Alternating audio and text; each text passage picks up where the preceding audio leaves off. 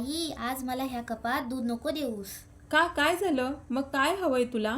मला याच्यात केक बनवून दे. बरं, ठीक आहे.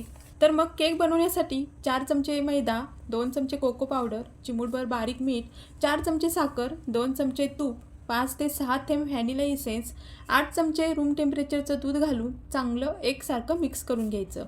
हे बघा, चांगलं फेटून सगळ्या पिठाच्या गुठळ्या मोडून घ्यायच्या. या प्रकारची कन्सिस्टन्सी ठेवायची.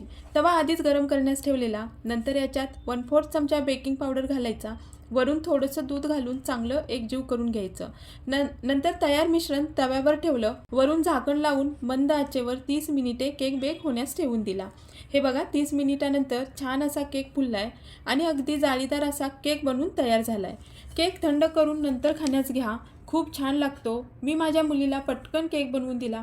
तुम्ही कधी बनवून देताय? नक्की एकदा असा केक ट्राय करून पहा. तुमच्या मुलांनाही खूप आवडेल.